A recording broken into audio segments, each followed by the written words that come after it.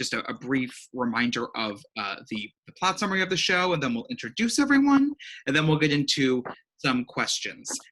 You also can submit your own questions via the chat that we will get to at towards the end of the evening. So if anything comes up throughout, please submit it there. A reminder that the Zoom tonight will be recorded, just so you all know that. And with that, we're going to get started. So Falsettoes is the brainchild of William Finn, who audiences may also know from his score to the 25th annual Putnam County Spelling Bee. Falsettoes began as a series of one-act musicals. He first wrote In Trousers in 1979, where he introduces the character of Marvin, and in that he's recalling his past relationships, ultimately coming to terms with his own homosexuality. Finn then takes that and follows it up in 1981 with March of the Falsettoes, which is essentially Act 1 of the show Falsettoes as we know it today. In 1990, he then partners with James Lapine, who's a frequent Sondheim collaborator who wrote the book and directed the original productions of Sunday in the Park with George and Into the Woods. And together they created Falsetto Land, which is essentially the Act 2 of the show Falsettoes as we know it. Finn and Lapine then in 1992 took March of the Falsettoes and Falsetto Land and put them together to create Falsettoes, which is the version that all of you may or may not have seen, which was produced by MusicalFare at the Pfeiffer Theater in 1995, and then on the main stage at Damon in 2010. Finn and Lapine both won Tonys for the book and score, and both MusicalFare productions collectively received 11 Artie Award nominations and 4 wins. So a brief reminder of the plot of the show. Falsettoes follows Marvin, who has recently divorced his wife Trina, who is now dating his lover Whizzer. Marvin and Trina struggle to co-parent their son Jason. Marvin's psychiatrist Mendel soon begins a relationship with Trina, just as Whizzer and Marvin's relationship is on the rocks. 2 years pass, and we meet Dr. Charlotte and Cordelia, the lesbian couple next door who befriend the family. Trina and Mendel are now married, and Marvin and Whizzer are back together after a breakup. Charlotte warns us about a new deadly disease that is impacting gay men. Whizzer ultimately contracts what we will later know as HIV, and this new chosen family is able to gather at Whizzer's hospital room for Jason's bar mitzvah ahead of Whizzer's death. So that's a lot in there, but that's a basic plot summary for anyone who needs to be reminded about what happens in the show. And with that, we will now introduce the cast and production teams of each production. So you can kind of just give a wave when I say your name, just to remind everyone who you are in case they may not know. In the 1995 production, it was directed by Randy Kramer, and it was choreographed by Lynn Curcio-Fermato. And the musical director was Eric Alsford. John Fredo played Marvin. Debbie Pappas played Trina. Daniel McDonald played Whizzer. Neil Schleifer played Mendel. Pam Mangus played Charlotte. Carolyn Saxton played Cordelia. And Zach Ward played Jason. It's then Saxton, not Saxton. Oh, sorry. Oh, my fault. Saxon, thank you. In the 2010 production, Randy was again the director, but it was now choreographed by Doug Wyand. And the musical director was Jason Bravo, who cannot join us this evening. John, Debbie, and Pam all returned in their roles as Marvin, Trina, and Charlotte. Mark Sacco joined as Whizzer.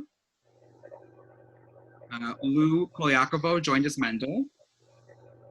Michelle Marie Roberts joined as Cordelia, and Ben Schaefer as Jason. So thank you all for joining us. We will kick off first with a question for Randy, and then it can be opened up if anyone else has other thoughts on it. The original production of Falsettoes at the Pfeiffer in 1999 was a risk on a few levels. The AIDS epidemic was still tearing through our nation. The perception of disease was still pretty polarizing, and it's my understanding that the material was much heavier than what had been typically produced by MusicalFare at the Pfeiffer up to that point. So what inspired you to take the risk of producing the 95 production? Was there any backlash? And then kind of how did that inform you artistically moving forward for the company as a whole? Well, I mean, we did it because it's a great story and it's a really wonderfully written musical. And at the time, it was just so important to so many of us. Yeah, it's an interesting story because we did 3 musicals that fall, winter, spring at the Pfeiffer. We did Falsettoes, that was followed by the Rocky Horror Picture, I'm sorry, that was followed by Nonsense 2, which was followed by the Rocky Horror Picture Show. And so I thought that Falsettoes was going to be the real risk show of those 3, and the show that might have a hard time finding an audience. And as it turns out, Falsettoes was at the box office the most successful show of all 3 of those.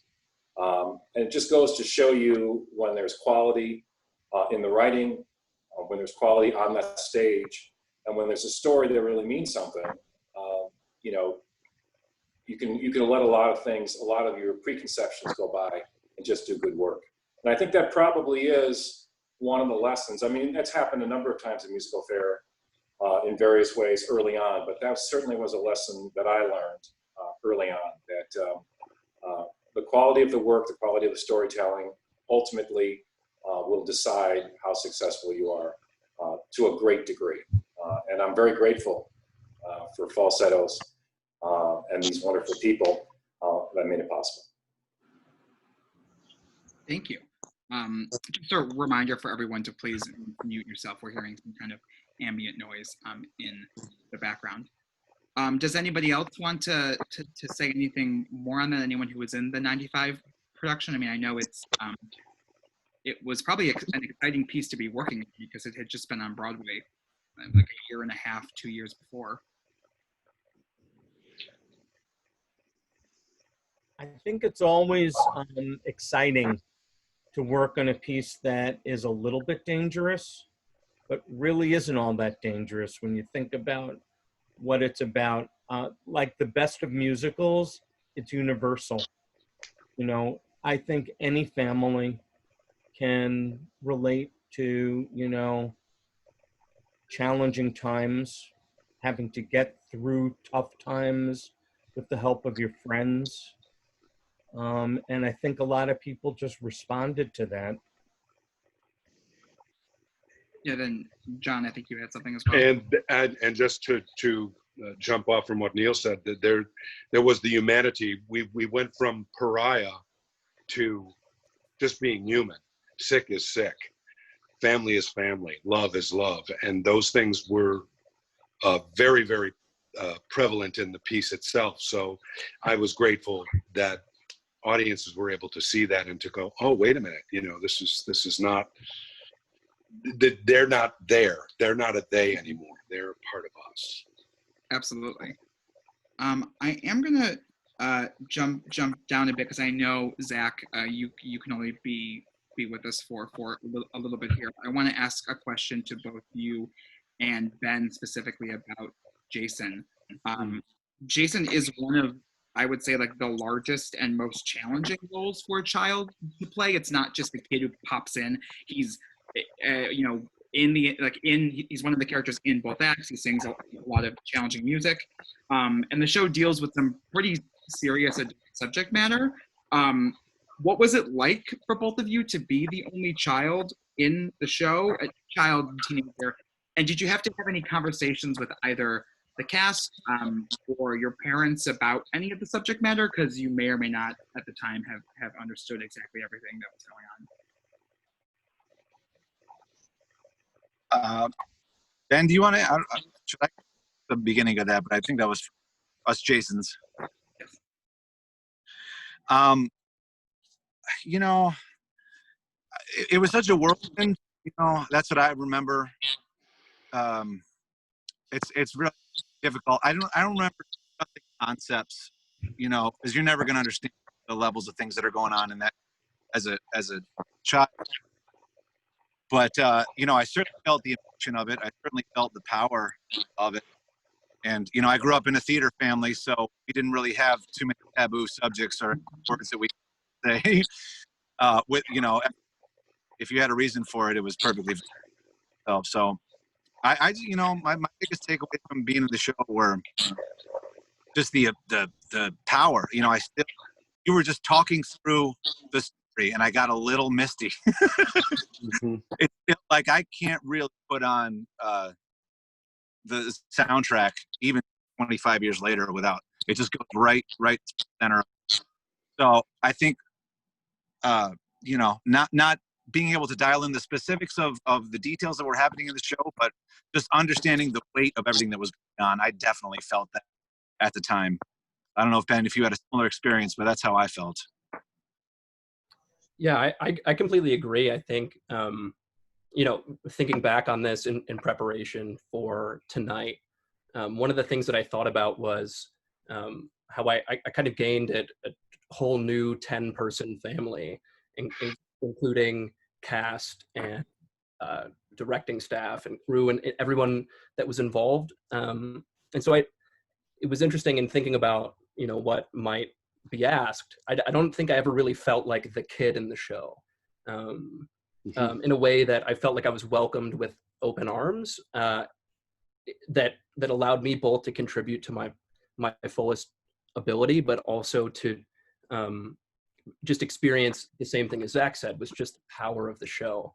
And, you know, I think the one thing that's really interesting is I think I was probably just young enough that perhaps preconceptions about some of the content of the show hadn't fully penetrated my consciousness, in a way that I approached issues differently after having been in the show. So, you know, a year after our production of Falsettoes, marriage equality was passed in New York State. And that was really kind of the beginning of probably the more modern pride movement in the US. And so I never had to unlearn bad habits because I went in knowing what a beautiful community I had been able to participate in through the show and through the content of the show.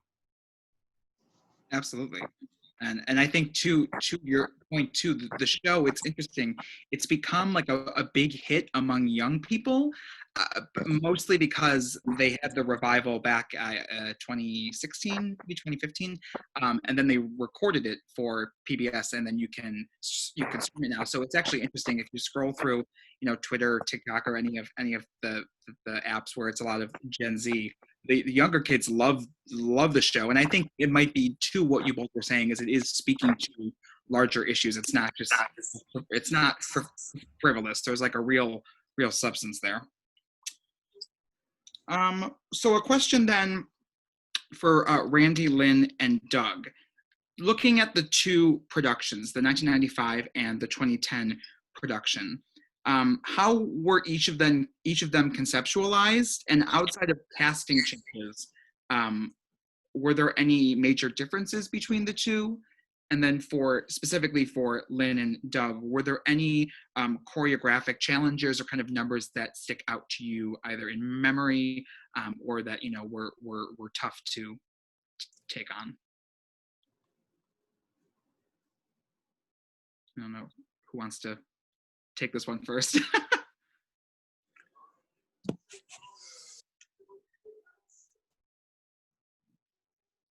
Everybody's still, all three of you are still on mute. Oh, there we go. There we I'm go. off. Okay, I can talk very little. Lynn knows this too. There's not a lot of dance in the show.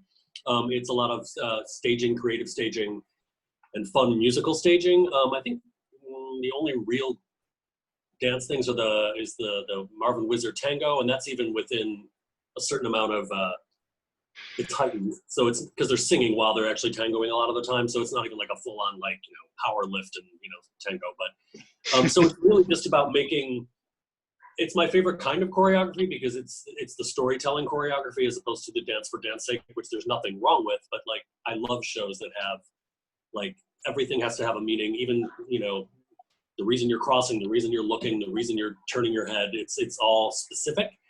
And I think both casts did that extremely well. And it's some of it's dictated by the script. literally, and some of it is left wide open to interpretation, like the March of the Falsettoes number and things like that, that are so far beyond the weird that you just have to like come up with an idea and hope it sticks.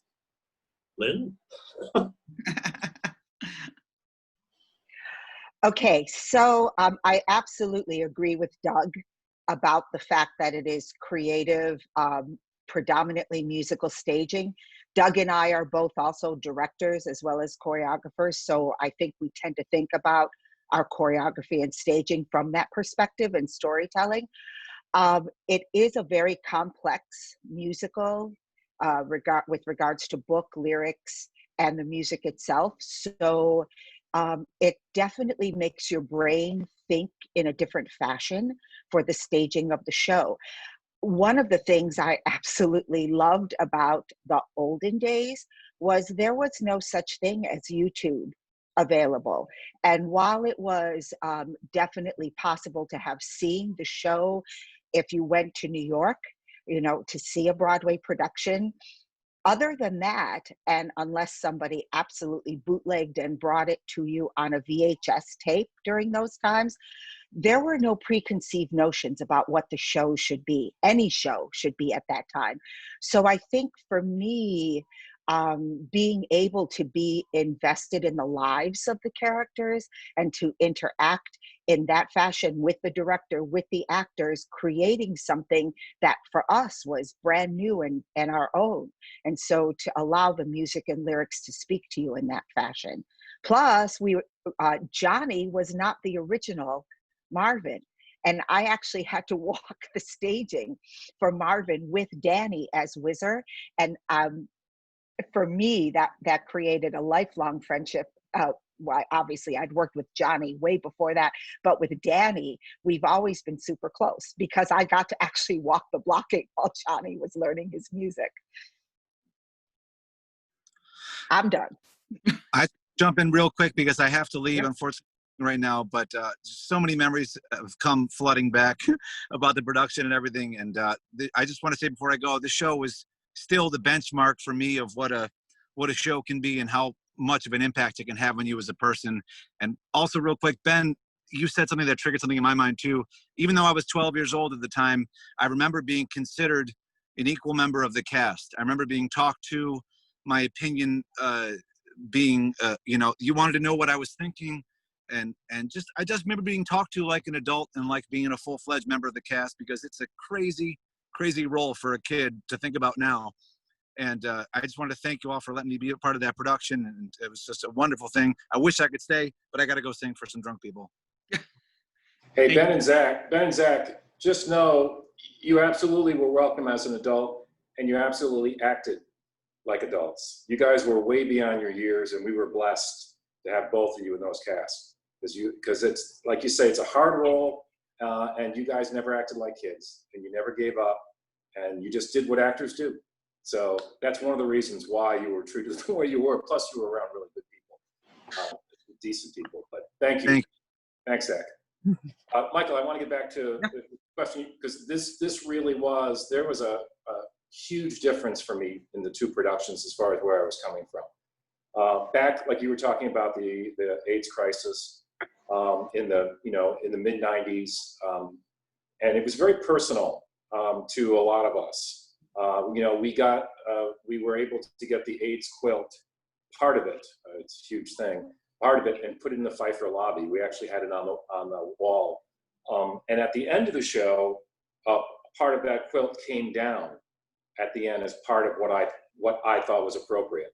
I heard from other people that they thought it was a little heavy-handed, but it didn't matter to me. I just thought it was really important because that, to me, the show was about this terrible thing that was going on to these wonderful people, and what do we do about it?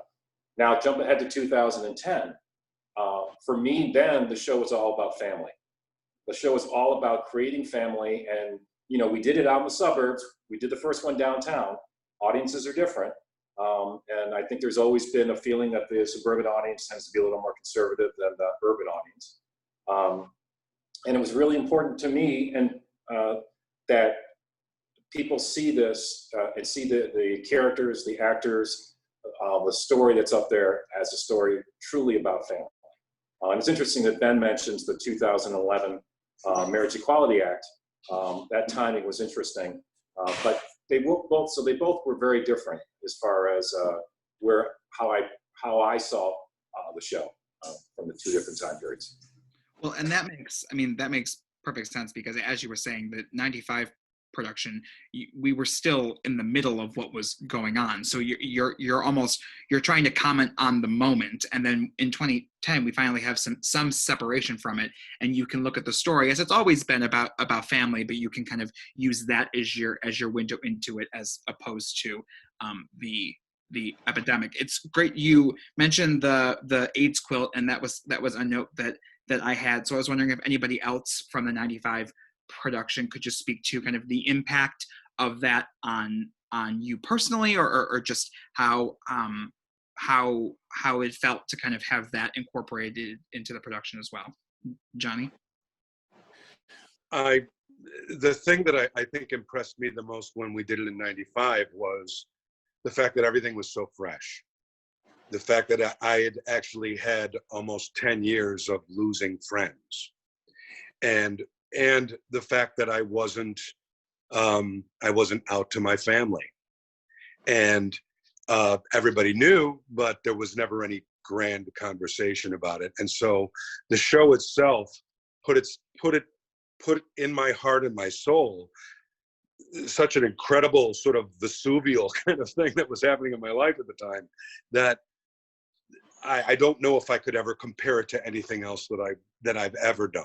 That said, in 2010 when we did it, the idea around the family, the idea around my relationship with Trina seemed to have a very, very important factor. As before, I was just ignoring it, things like that. So things do change, and it was really, really interesting how all of it unfolded. Neil? I also wanted to just talk about the fact that Randy had the quilt come down as a backdrop at the very end, with Wizard's quilt panel front and center above us hugging. And the other panels, I just wanted to say, the other panels were either real panels that had been recreated, or I don't know if anybody else in the 95 cast had the experience, but I made a panel for my friend. I made a quilt panel for my friend Con Murphy, who was one of the first people I knew who had passed. He passed right after I left college. And he was part of our production, in that his panel was there. And I felt that was really important, that we take our friends and family who we lose with us, and that they're always going to be with us even after they're gone. Absolutely. I mean, that I even get a little emotional hearing you talk about that, because it's Whizzer in the show is kind of a stand-in for all of those people who were lost, and so I think that's really impactful. We'll move the conversation now to a question for Eric, and then anybody from either production. As we were kind of hinting to earlier, the score is famously complex, and it's entirely sung through. And at the time of both productions, there wasn't a definitive recording of falsettos. You had the March of the Falsettos recording and the Falsetto Land recording, which were close, but they weren't a perfect match. And so I know, I mean, when you work on a show, you don't want to mimic, but you need to hear it a bit and kind of get the gist of it, especially if you're going to, start staging it, for instance, and you don't have any sort of reference point. So what was it like for everyone teaching and learning this very challenging score? I don't know if, Eric, you want to start about teaching. Yeah, I think it was great. When they combined the two shows for Broadway in '93, they never redid a cast recording. They just had the original two, and they had also changed a couple things. So the score is even not reflective of the two recordings. But like Randy said, it's just structured and so well written. Everything you need to know about any of the characters and stories right there in the music. What I loved about it so much is it's about these 6 characters, but from my recollection, about 70-75% of the show, everybody's on stage backing them up. So that whole idea that the show is about family is also mirrored in the score, because everybody is always singing back up to whether Trina's singing something or whether Johnny and Danny were singing something. There's always this family component in the vocal arranging, which I loved. Yeah. Debbie? Sorry. Breaking down was an interesting exception to that. And That's true. You were by yourself. And Lynn, when you brought that up, it's like, I was like nodding my head emphatically, because I will never forget that. Mm-hmm. It was before YouTube. And not only were the recordings not entirely available or different, there was zero zilch of breaking down. I had never heard this song before, and it's so manic. And I remember looking at this music that wasn't easy to remember years ago, how the sheet music was. I mean, it was even like hard to read sometimes. And it was like, oh my God, I don't know what this is. And it was hard. That's like a hard number to learn with going off of nothing. When all was said and done, I ended up feeling so glad that I had nothing to listen to. I think that's like a double-edged sword nowadays, how it's so, like, in a sense, we're so fortunate that any song is a click away to see what's been done or hear how it goes. But there's some sort of gift there of not having it and just pulling it out and doing, like, fleshing it out, not completely on your own, because you've got, you know, the wisdom and guidance of an amazing choreographer and an insightful director, but that speaks to the collaboration. It was a very cool thing. And then there were carrots. Carrots. Pardon? And then there were carrots. There were carrots. Yeah, I guess that's a follow-up question too, Debbie, because I know a lot of that's in the script, not what you need to do when, but the fact that she's preparing something. So what was it like to do the number and to learn the number? And I guess it's a question for Lynn and Doug as well. Chopping things as you're trying to sing a very complex song. Can I go first, Deb? Do you mind? Sure. I have a fantastic story about this. So when I was staging the 2010 version, this number, I didn't you have the script, but I was like, and I remember what Lynn had done, and but literally I was going through things with Debbie, and I'd give her some movement specifics, and she flipped to what Lynn gave her 15 years before. She'd go, no, that's when I did it the last time. That's when that cut was. This one's now here. So like, it was literally, it all came flooding back as we were doing it. And of all numbers for that to happen, because it's so specific, that's what I remember specifically about that. But that was one of the numbers where a lot of your carrots and your props would roll off your table, right, onto the stage all the time. Yes.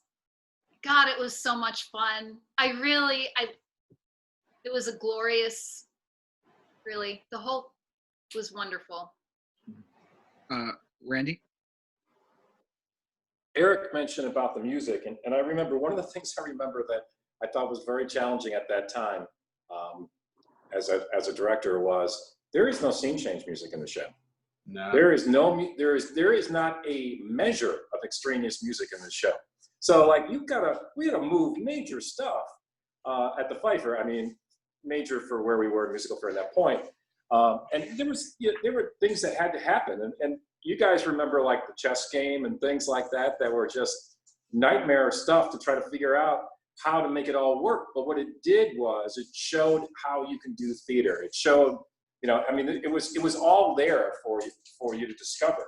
I'm talking as a director, but that you could keep things moving, that you could tell a story and introduce the next scene while that one was finishing, and it was wonderful. I mean, really, it was all there. Finn reminds me a lot of Sondheim in that manner. He's really pretty brilliant about how that all works. Absolutely. Does anybody else want to take this one before we move about learning the music or anything involving the music? Okay. So we will move to a question for John, Debbie, and Pam. So you were all a part of both productions. So you kind of had that wonderful rare experience to get to revisit material 15 years later. Did anything, and John, you kind of already touched on this, but did anything click for you in a different way, or something that you just, because we all have those things that you're doing what you're doing on stage, but maybe you don't fully get it, and then you get to do it again, and you're like, oh, that's what that actually meant. And what was it like then playing these roles opposite, completely different, in some cases, partners?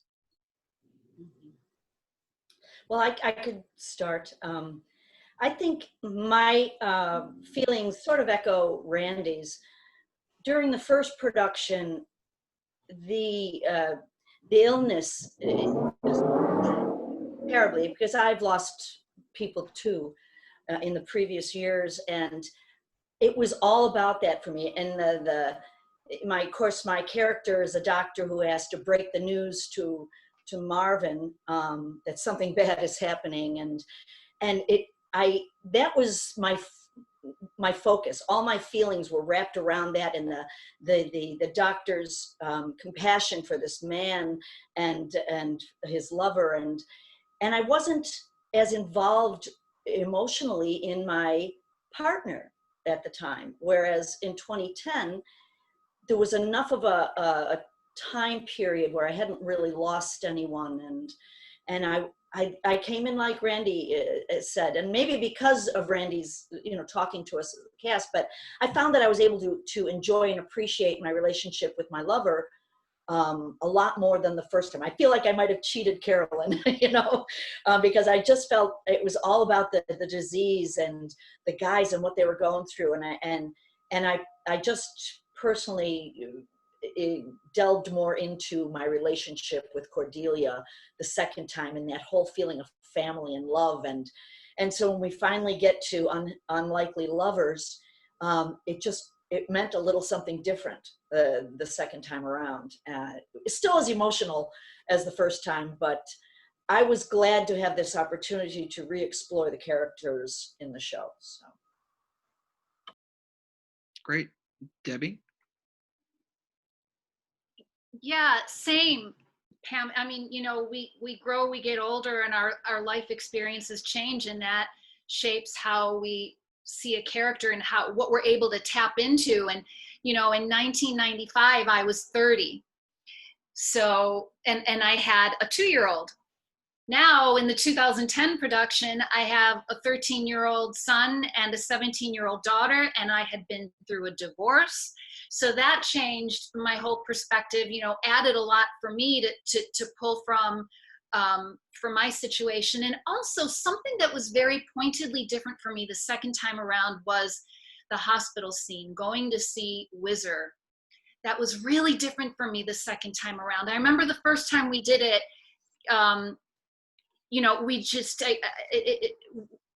it was played so honestly and so real.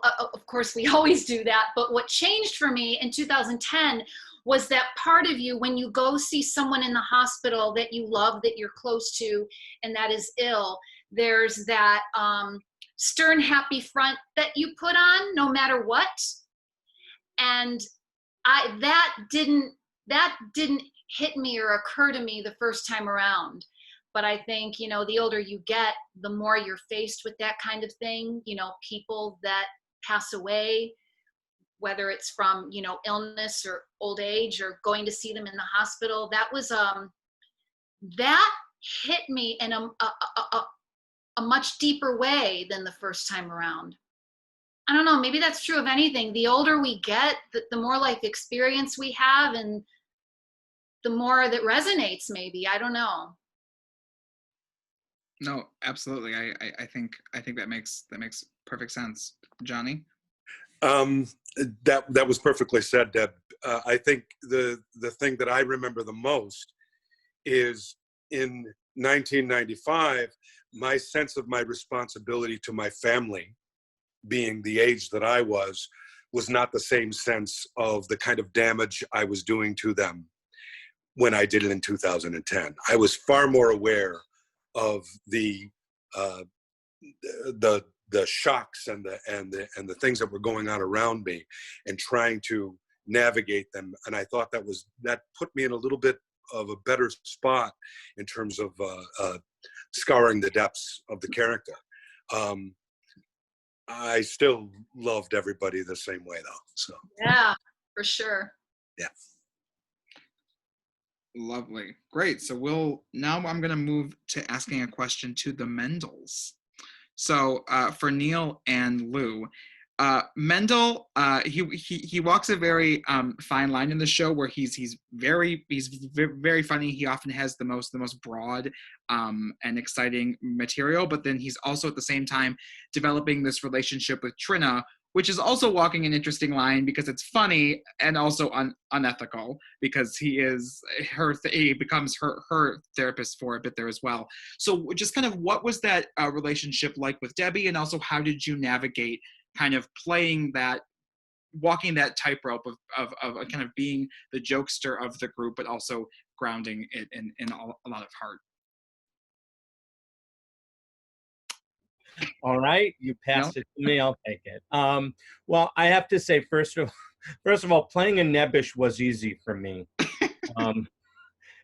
A little bit of typecasting there, but to me it was interesting because Mendel starts off kind of afraid to connect to anyone. It's kind of that professional thing. Let me be clinical and let me kind of talk around people. In a way, he's almost like, he's so afraid to go after what he wants that he's almost the anti-Marvin, who is willing to go after what he wants no matter who it hurts. And so that was interesting to me. And then when you talk about the ethics of it, I looked at the show and I said, everybody's ethics in this show, at the start anyway, are a little bit skewed. Marvin is an adulterer and a liar. Mendel walks that tightrope of professionalism. And even Trina has to ask herself, what do I want to do? Save my marriage or have a life? And what do I need to do to balance between those two? And that's where I think that William Finn is brilliant, because he wasn't afraid to give every single one of these characters, as likable or as unlikable as they can be at times, flaws. And that's what makes a character interesting to play and interesting for an audience to watch.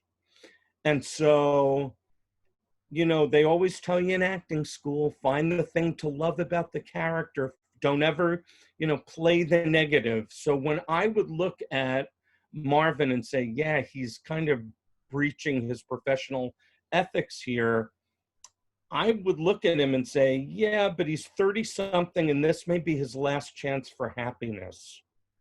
And here he is, this beautiful wife. Thank you, Debbie. That wasn't hard to imagine.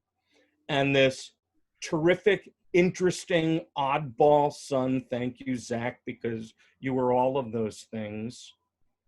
It wouldn't be very difficult for somebody to say, am I willing to risk it all for these people? And in the end, I think that that's what the musical is about, risking for people.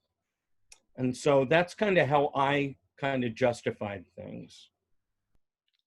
Yeah, I mean, I think that's absolutely correct, and especially what you said about flawed characters, whereas that's just really a character because every human is innately flawed in some way. But when you highlighted, like you said, with everyone kind of being on a ethical spectrum, that's what's most interesting to play, and that's most interesting for us to watch. And I think that Falsettoes also is important in that way of, those sort of things were on stage already, but I would say a lot of it was happening probably in more dramatic straight plays. And I think, and in some musicals historically, but I think something like Falsettoes pushed the idea of what could happen in a musical. It didn't just have to be what it had been before. You could. Michael, I totally agree with you. And I have to say, in case I don't get a chance to say this later, this show is amazing. And I'm very, very,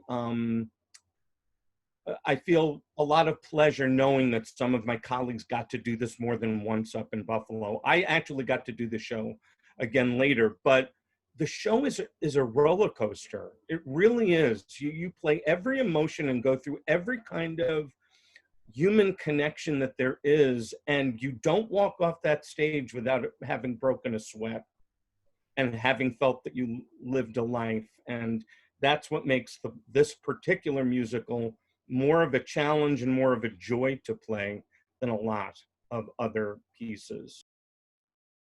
Absolutely. Lou, do you have anything that you would like to add?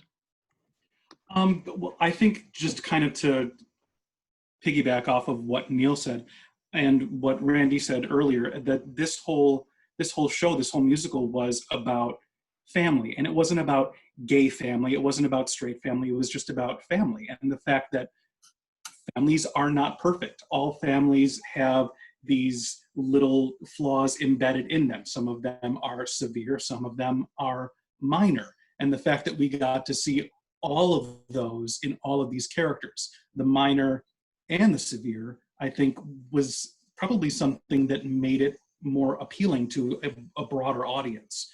And as far as Mendel being on an ethical spectrum, I like that, Michael.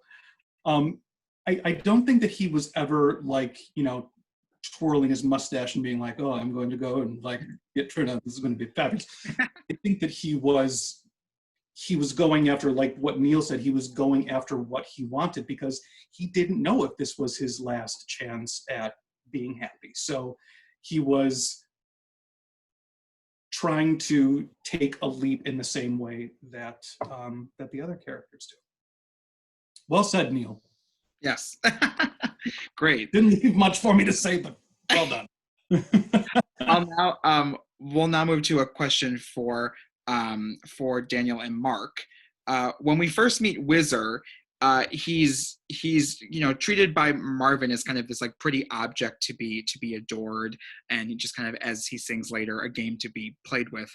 And as the show progresses, we ultimately take I would say like the biggest emotional journey is with Whizzer. And so what was it like to kind of craft that arc, both with yourself and with the production team, but also with your relationship with John?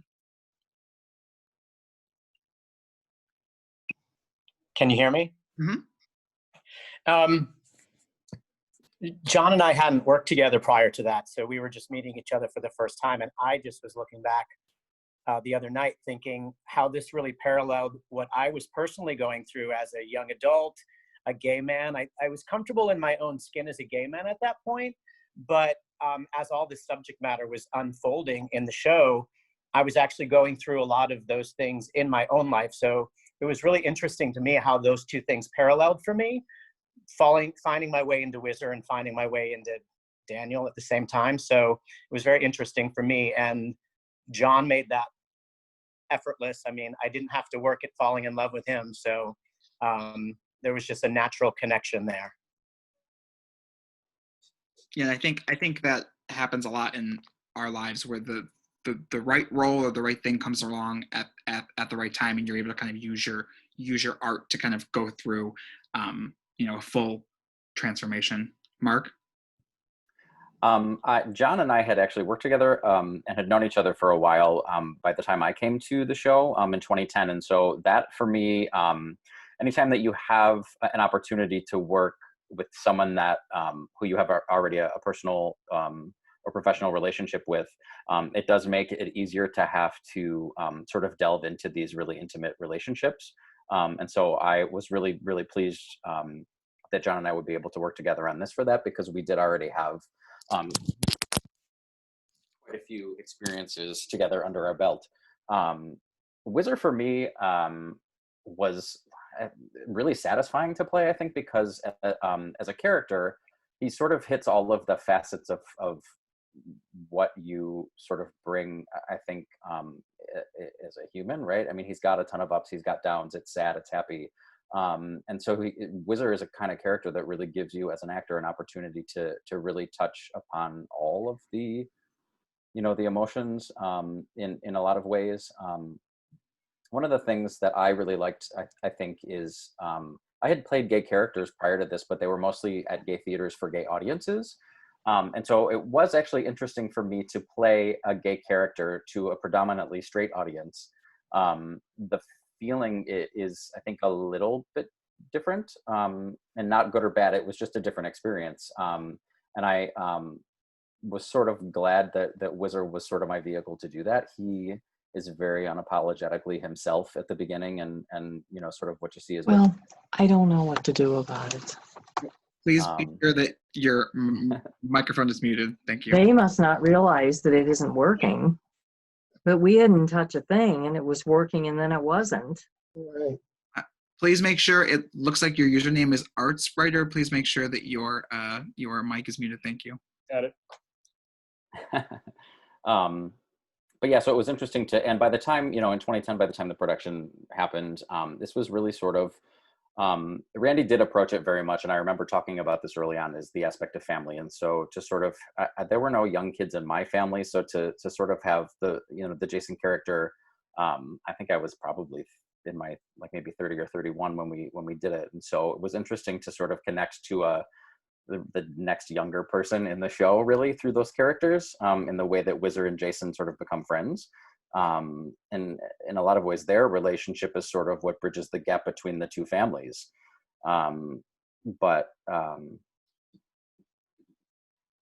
Yeah, it was, I sort of lost track of what I was saying, but he's just a really wonderful opportunity. It was a great opportunity to play him. He's, as an actor, the kind of character that you really hope to be able to have an opportunity to sink your teeth into. And I think to what you said, even though ultimately his story is, you know, one that, not at the time, but one that now is, we've seen dramatized a lot, he is just like 100% himself, and he's more confident, I would say, than most gay characters you would see on stage, especially at that time when it was written. He was unapologetically himself, and like you said, it is empowering to perform that, especially for you know, not a more mixed audience, perhaps. Mm-hmm, mm-hmm. And he was unapologetic at the time that it takes place, unapologetically himself at a time where it wasn't necessarily beneficial to gay men to do that. Mm-hmm. Randy, I think you had your hand up. Just real briefly, that's the brilliance of Finn, right? And Lapine. I mean, all of these characters that we're talking about, whether they're gay or straight, it doesn't make any difference. They're all flawed. They all are headstrong at certain times. They're all confused at other times. And to me, that's the brilliance of the show. One of the brilliant. I mean, again, it was a very different experience in '95 versus 2010, but that's why it holds up. And that's why it's interesting. Because they aren't, Neil put it very well early on when he talked about danger. Those writers are not afraid to go into quasi-dangerous territory, but they also know where it needs to stop, or at least go as far as it can go. So it's interesting. Well, and it also, going to what you're saying about Finn and Lapine, it goes to the structure of the show, because the first act, even though, you know, Lapine then went in and made some edits with him, but the first act is basically what Finn wrote, and so it's more of a character study. And even in the way it's written, it's a lot more narration, breaking of that fourth wall, and then you can see Lapine's influence in the second half, where it becomes more of a narrative. But what you get with that, though, is you get to kind of see these characters in action playing, and that's kind of what you all get to do, is kind of play all those sides. And then, not that there's, I hate to use the word consequence because that sounds hard, but then then kind of almost the next chapter of life begins in multiple ways. And so that's as you're saying, that's the brilliance of the show. To that, speaking about Act 2, I have a question for Pam, Carolyn, and Michelle. It's rare that like major characters are introduced completely in the second half of a show, with not even some sort of like reveal at the end of the first act. So Charlotte and Cordelia first appear at the top of Act 2. What was that like for you? And because to me, I keep thinking of the image of jumping onto a moving train, where like, what is it like to kind of hop in midway through and kind of get to join them? And then what was your journey like together with the characters? Whoever wants to take that first.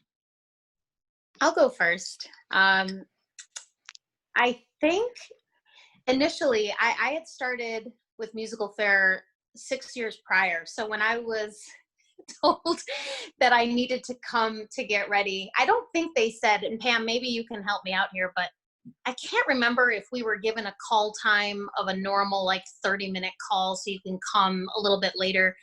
You and I, if I remember correctly, were there at the top of Act 1 getting ready. And I think maybe Randy did it because I am notorious for running late. So we ended up taking a good, I know, I'm the one that runs late. But we ended up taking that full hour and 20-minute or however long it was to get ready. We talked. It really helped. I think Pam and I mean, we had worked together previously, but I really think it helped Pam and I really solidify this partnership and this relationship. And I also, I mean, at the time, my hair was incredibly long. And for whatever reason, I decided it's the 80s, so I need to crimp every inch of my hair. And that did take an hour and 20 minutes, but I never was late. So there. Yeah, I knew, I like the fact that we were sort of alone. I mean, sometimes people would come back to the dressing room to make a change or something, but we had that time to ourselves.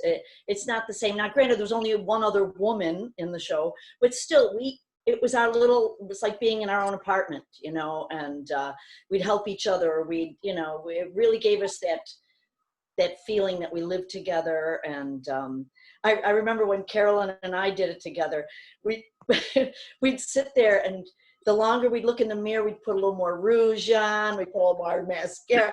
I mean, the makeup got heavier and heavier, and then I'm wiping it off, you know. And it was freezing cold at the Pfeiffer. We used to freeze in the dressing room. And we'd go down and wait and hang in the wings and watch the first act. Whereas, you know, at the Damon space, we could hear everything, and we were warm enough in the dressing room. So we'd stick together more, I think, in the second run. Carolyn? I think my experience, yeah, I wasn't doing union can you hear me? Mm-hmm. Okay, I wasn't doing union shows then, so I was there at the top, and there was no half-hour call. And yes, I put on probably way too much makeup, but I recall I never had any difficulty getting ramped or amped up for Act 2, which was our entrance, because so often I watched the entire Act 1 because I enjoyed it so much, and I learned something new and different every time. And it was like I could watch that ography with the modular furniture for days. I would find something new that Finn and Lapine had put in there that I hadn't heard before. And so because I was so engaged with what I had been watching the whole time, I felt like I was, even though I wasn't on stage, I was still a part of that world. So it was not hard at all to just get in there and just be this, for some reason, Black woman kosher caterer, you know, and it was fantastic. And I could watch that every day, and I pretty much almost did. And it was so much fun. Well, and it helps. I mean, everybody loves the lesbians from next door. I mean, it's not like they come in and drag the party down. No, and it's and our entrance is so fun, and we always got to laugh every night about we're the lesbians from next door. Ah! It was great. It cracked us up, and even when we're in the bar mitzvah, and he's a son of, and we're doing, son of Marvin and Trina and all of that, and godchild to the lesbians from next door. Yeah. People are crying, but they laugh through their tears at that point. And I totally felt like part of the family. I never felt like a neighbor. Oh yeah. I didn't feel like I was intruding and like, oh, it's time for me. It was just like, here we live across the street and we're great friends with them. So across the hall, excuse me. And we were great friends. And it was just, I just couldn't wait to get on stage, actually, because I couldn't wait to be a part of this beautiful thing that I was watching every night. And I have to say that, even though we didn't come in until Act 2, and I'm sure Pam and Carolyn, you feel the same way, by the time we got to Unlikely Lovers in Act 2, I had felt that I had lived this whole story with them, not just, the 45 minutes that we were on stage, it was so hard. That number was so hard for me to do, particularly because, you know, Mark and I have known each other forever, and Johnny and I had worked together previously and in a very close relationship. So just seeing that scene, walking into that hospital room, seeing Mark weak and Johnny holding him, it was tough. But I was so grateful for the whole experience. That was a really heightened time too, with the way that in our production that John came into the show, and the fact that it felt like he had 3 days to learn it or something crazy like that. And it's such a huge role, and he was doing so much, and I believe he had not really been performing much before that. So everything was heightened, and when you get to that, and when we got to that part, and and Unlikely Lovers, and I love you, I love you, I love you, I love you, and I looked at John, and I was just like, every night, and it was so full, and so it was just a wonderful thing to be a part of. Hear, hear. Johnny, I don't know if you want to. The only thing I'd like to say is that you guys had my favorite line in the show. You save lives and I save chicken fat. I can't fucking deal with that. That was fun. John, do you also just want to speak briefly, as everyone's alluded to? I you can correct me if I'm wrong on this. I believe this was you had just come back, and this was the first show you had done with MusicalFare, correct? Yes, I'd gotten back to Buffalo. My mom was ill, and I came back to Buffalo for that, and subsequently passed. And I was scheduled to do a show later on. I was supposed to do Funny Girl, and for some reason this opportunity came up, and we know the reason. Somebody had hurt themselves and couldn't do it, and I think we were scheduled. I think I had like 9 days to learn the show, which for me was just hit and keep going. And from that perspective, the support that came around me at that point in time was unbelievable. You know, between Randy and Lynn just telling me to stop apologizing, for the people around me just embracing and making sure that they were so solid that I couldn't falter, was a pretty amazing experience. And I don't think I've had one since, to be perfectly And Eric honest with you. also stewardship in that And moment Eric, as well. oh my gosh. Yeah, he knew that score like the back of his hand. No kidding. And prodded me through everything, even things that I wasn't quite prepared to handle vocally. And he just really great stuff, really amazing stuff. Debbie, was it that one of your early shows kind of in Buffalo too? You're muted. Yeah, we can't. You're can't. muted. Sorry, no, it telling was a great story. But it was the first major role of something to really sink my teeth into. Right. Yeah. So I had done, it was my second MusicalFare's show. My first one was Fiddler on the Roof. Oh, it sure was. But aside from Fiddler, I had done so few book shows. You know, I had done dinner theater and reviews and things like that. But with Falsettoes, that was, I think I had been doing theater since '84. So 9 years at that point. And yet I felt like this was definitely the first of something, you know, in terms of something so special and so meaty in every way. Yeah. Lou? I kind of feel the same way, Debbie, because I came back to Buffalo, I think in like 2002, 2003, somewhere around there. And I had done a couple of shows, but this was a show that I was like doing theater with like Buffalo royalty. Like I was doing a show with Johnny. I was doing a show with Pam. I was getting to play opposite Debbie Pappas. Like that to me was like one of the really big opportunities that I felt. And not to mention the fact that I was also doing the show with two of my absolute best friends. I was doing it with Mark and I was doing it with Michelle. And then I had my little proxy son, Ben. But yeah, I don't know, there's just something really special about the show. It builds a family from the ground up from the word go. It doesn't matter who's in the cast. I think everybody is just kind of like banded together by the story. Thank you. A reminder to everyone that if you have a question, you can still submit it through the chat, that we will get to those in a little bit. Debbie, it looked like you were about to say something. I just have a question, because I can't imagine that I'm the only one.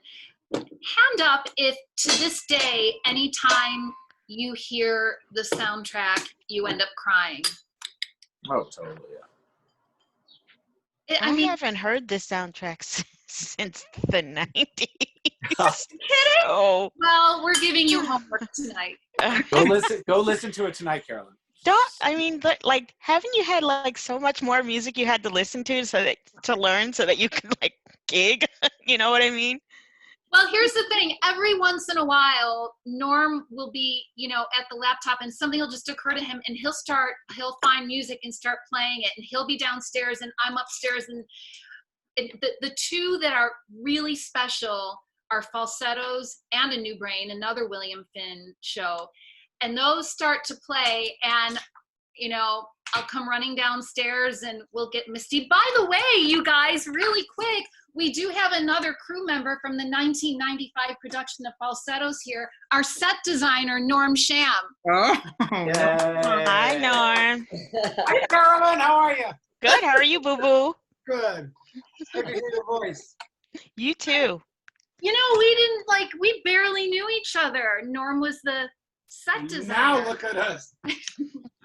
So yeah, fun. I remember when you guys had you were working the set and you had created that piece of the quilt for our scenery for our set, and I believe you had put a block there for David J.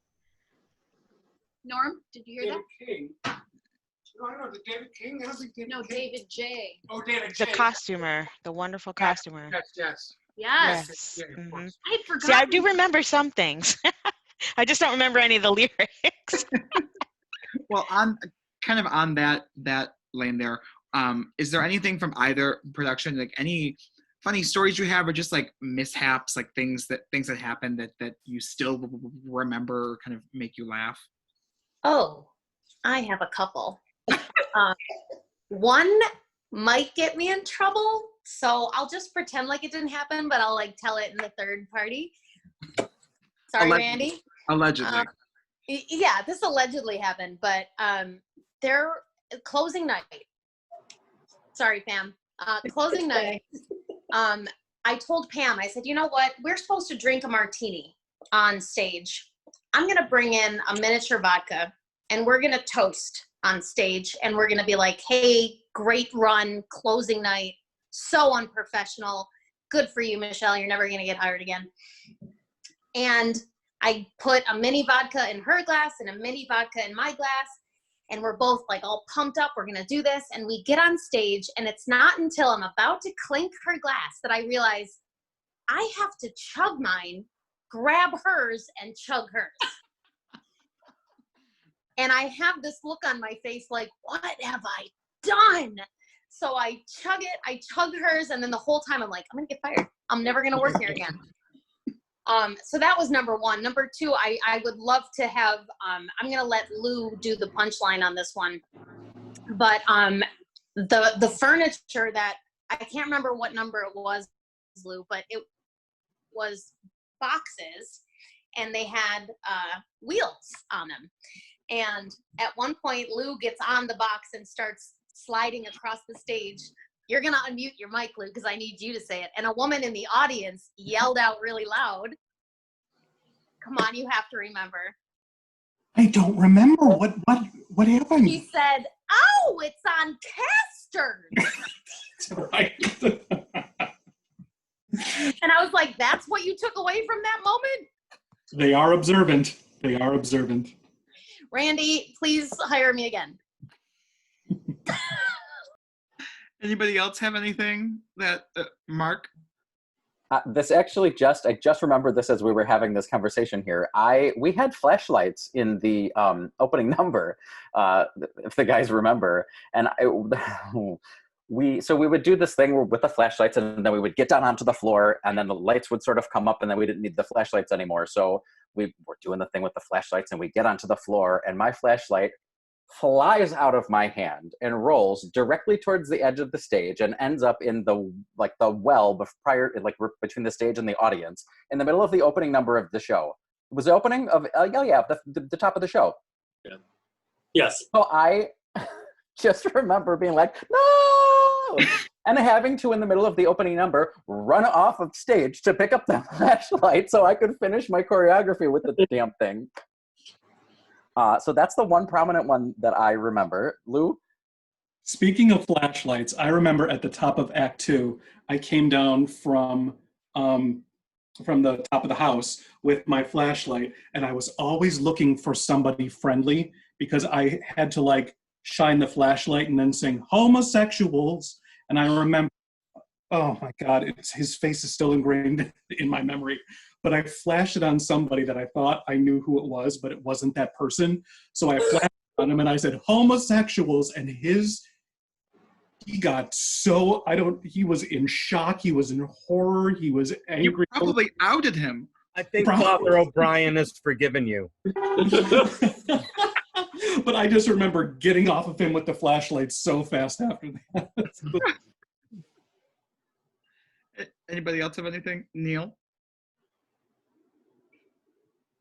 In Everyone Hates His Parents.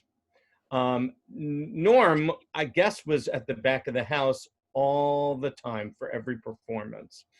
And for whatever reason, he seemed to think whenever I would do die, die, yay, new, die, die, yay, new, die, die, yay, new, and I would do a pause just that long. The audience, I guess, wouldn't know what was coming next, but of course I did. Belly laugh. Belly laugh. You never heard a louder laugh just from a one-syllable extension. Thank you for that, Norm. I appreciate that laugh. I mean, I did. I watched it a lot. It was a great time. The era, everything you guys said, because it was what it was, when it was, and all that stuff. And I remember being there, Johnny's first day, at the rehearsals at school, right? And who is this guy? And then, all these years later, we are who we are, and it was an amazing experience. So I was happy to be a small part of it, basically just giving Lynn platforms where she wanted and ramps for people to get up and down. But that's, at the Pfeiffer, no better place. Didn't you guys change the set like way into tech? I remember that too. It just, everything got different. Yeah, I think we maybe had to add ramps or add things so that they could get off at one side and get onto something as opposed to going around just to make things easier and smoother, I think. I don't remember. Many years ago. Oh, we just wanted to torture Norm. That's all.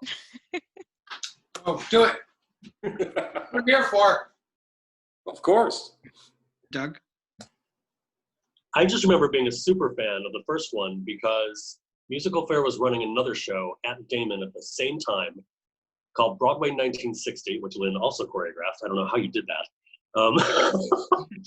And I was stage managing that. And I would run the show, get in the car, drive from Damon to downtown, park the car, walk to the Pfeiffer every night to watch the last 10 or 20 minutes of the show, depending on when I could get there. Every single night of the show. That's my story. Daniel? I have two stories, very short stories. One is just an observance, a memory I had today about Mr. Fredo. It was very special, and I just remember after all the rigmarole of rehearsals, and remember Johnny's long hair? Remember he got his hair cut right before we opened? It was like down to here. And we're in the dressing room, and the show's about to open, and I think Johnny and I shared a dressing room, and I just remember we were getting ready to go out on stage and do this puppy for the very first time. And we looked at each other and we locked eyes and we shared a very, very beautiful kiss that I will never forget. Do you remember?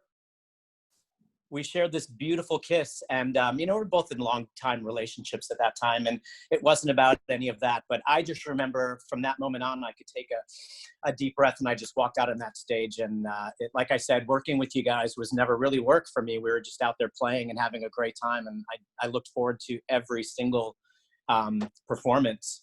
And my second story is, I think Mary, my good friend Mary, is on this call somewhere. She saw the show so many times and she was so moved by it that we were living together in Buffalo at the time. And the very first night she saw the show, she could not leave my side. We watched the news together when we got home, and we fell asleep on the couch together, and we went upstairs and she said, would you mind if I slept in your bed tonight? And she stayed by me the whole night. And I'll never forget that story. Hi, Mary T. Mary T, I don't know where you are, but I just want to. So sweet. On that, I love you, Mary T. Thinking about what some of you guys have said, and there's been some comments in the chat too about the modular furniture. I don't know if Lynn or the 95 cast, I'm sure there were times where that didn't go as planned. Like, what was it like kind of working with those and moving those objects around and kind of creating the scenes with those? Dan? Wasn't that one of the changes that we made? Didn't we take wheels off of things because we couldn't go up and down the ramps and things like that the way we needed to? And it all became stationary furniture? Am I making that up? I think so. Norm just said, yes, you are right. Norm said, yes, that's correct. That's all.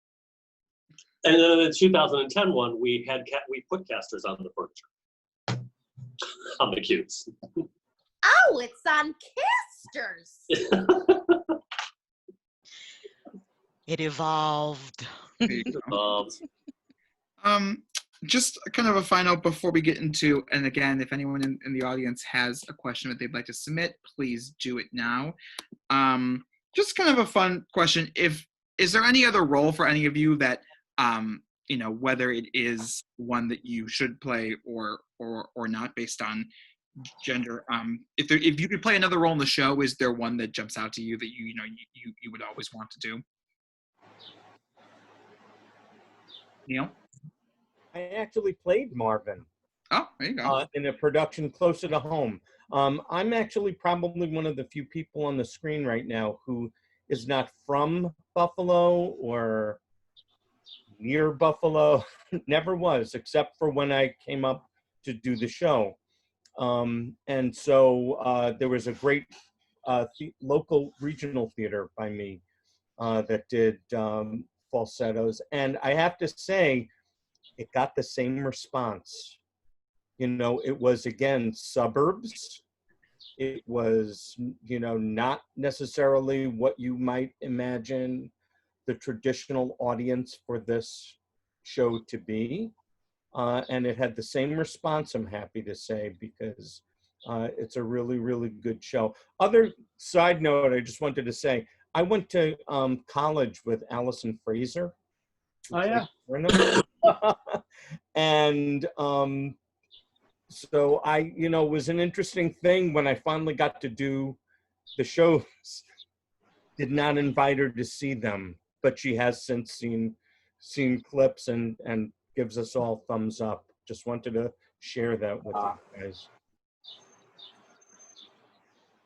I think I would play any female role in this show again and again and again.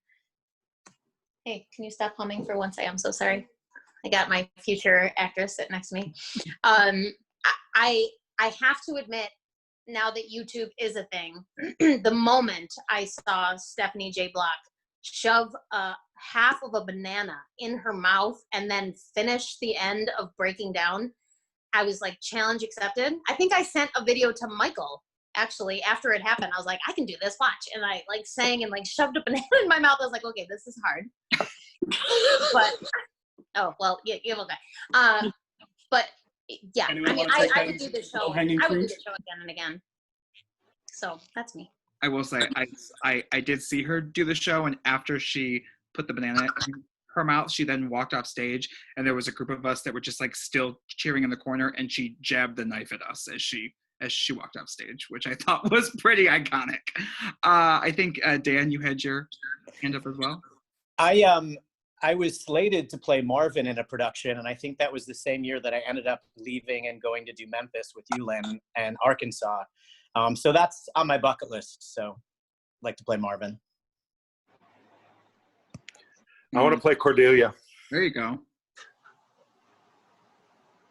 I want to play Marvin. I'm sort of making a career of playing male roles, so there you go. It's on my bucket list. I'd watch it. Hey, does Ben still have any theatrical aspirations? I will say that if I were ever going to get on stage again, it would be to revive the show. So I don't think I've done much singing since 2010. But if we're looking at 15-year timelines, Randy, you've got 5 years to get me back in shape here. Who do you want to play? Right. Who? Any of the characters, honestly. So also Cordelia. Thank you. Sure. Yes. Totally. Then I have to tell you that at one point I remember when Lou and Debbie were singing their part 2 about do you want to have a bar mitzvah or not, and when they finally tell you that we don't know if Wizard's ever going to get better, and you it wasn't in the script or the score, but you asked Randy, can I please say what he says in the cast recording, which is just this what, like, and it was so devastating how you did it. I'm just so proud of you. I hope that doesn't come off as like contrite or anything. I just think that you're such a wonderful young man, and I can't believe you're an adult. Okay, bye.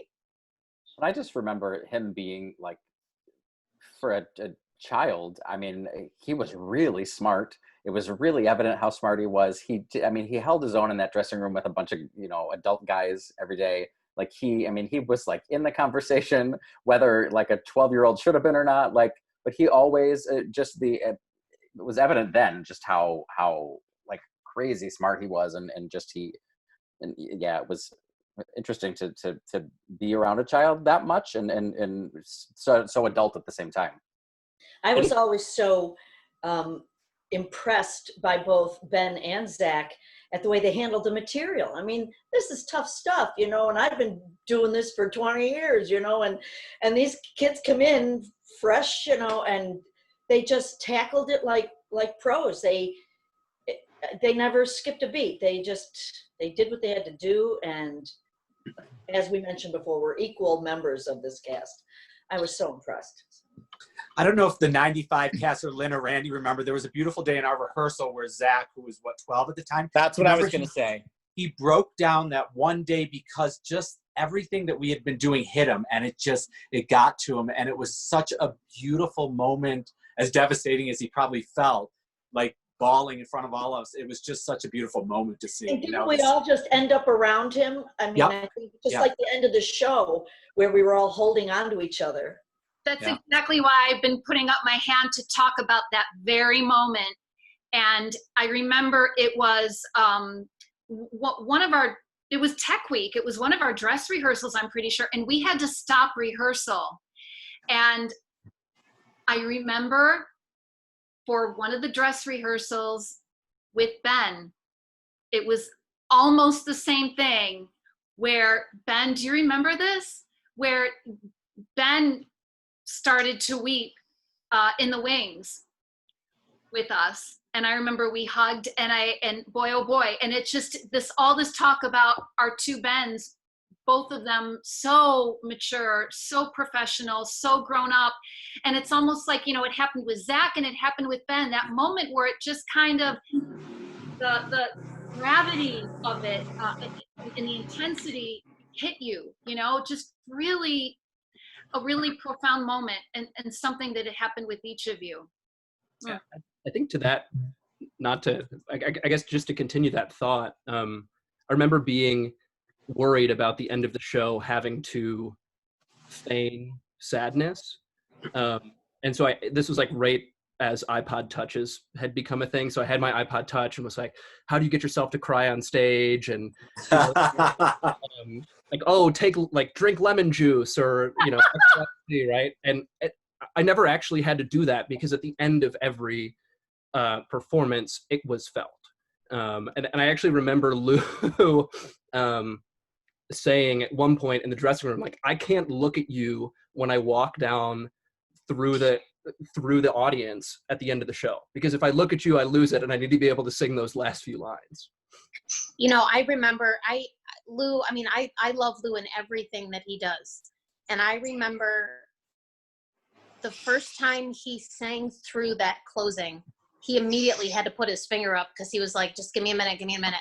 And Randy's note was like, you cannot cry during this. Like, you are our storyteller and you need to put a capper on the end of this.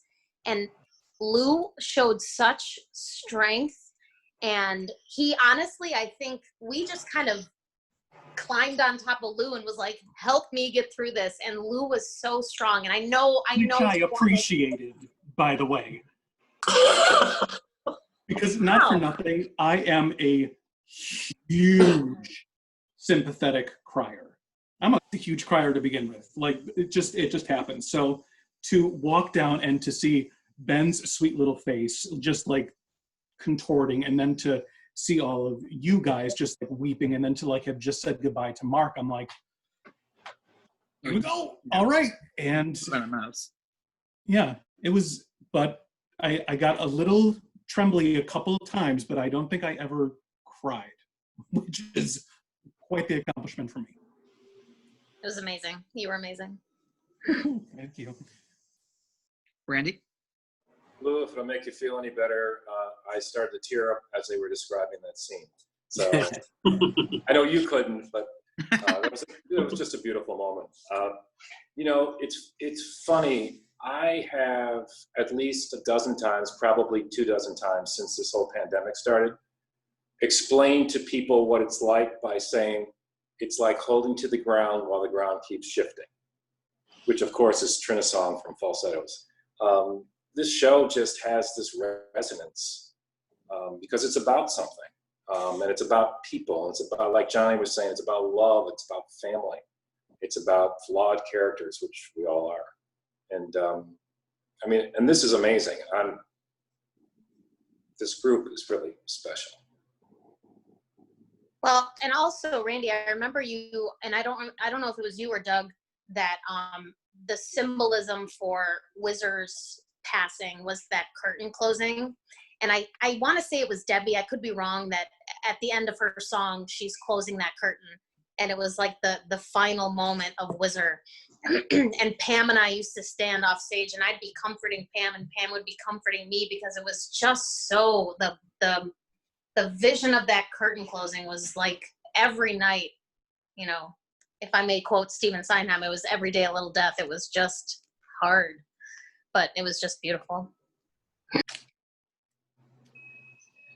Any kind of final thoughts that anybody wants to throw out? We have like one-ish questions in the chat. Everyone's just been enjoying what's been happening, so the chat is mainly just positive comments and affirmations. So anything else, Doug? I just want to say how glad I am that both of our Jasons turned out to be respectable, good human beings. Not that we had a lot to do with it, but Zach, in case you don't know, guys, Zach has a little baby of his own now, and he's a father, and he's a working dad, and he's doing a great job. He was just on MusicalFare's stage last year. Ben, correct me if I'm wrong, didn't you go to Harvard and now you're at Cambridge? So you're, you know, quite the brilliant man, and I'm, you know, so impressed by you. I think all of us have been friends with him on Facebook since the show, and just randomly when a post would come up, you'd be like, oh, good for Ben. Like, isn't that how you always reacted whenever you saw something? Ben, I never met you, but I live in Dorchester, so it's just a red line right away. Right. We literally watched Ben grow up. I know, our little boy grew up. I mean, I don't remember if we were doing a 4-week run or a 5-week run, but just the shift of Ben from, you know, this child to this man, and now he's just an adult. It's crazy. I think we closed the show just in time for his voice to start changing, if I remember correctly. Yes, that was a thing, wasn't it? I remember actually, I had braces at the time, and when I went to audition with Doug and Randy, after my audition, Doug came downstairs and asked, "Are those braces staying on the whole time, or are we going to have to, like, is there going to be some sort of issue with your singing that we're not going to be able to, or we're going to have to change things because the braces came off?" So yeah, that was definitely that sort of transition moment. I do actually want to say one thing, and I also know that my parents are watching, which is that my mom was with me at every rehearsal that I was at for this show, and she brought me to and picked me up from and often stayed through every show as well. So were it not for my incredible parents as well, I wouldn't have been able to do what we were able to do on stage. So because I know they're watching and because they deserve that praise anyway, I wanted to put that out there. See, they say you should never work with kids, animals, but if you can find a kid like Ben Schaefer to work with, do it. Hear, hear. And once again, we're so proud of you.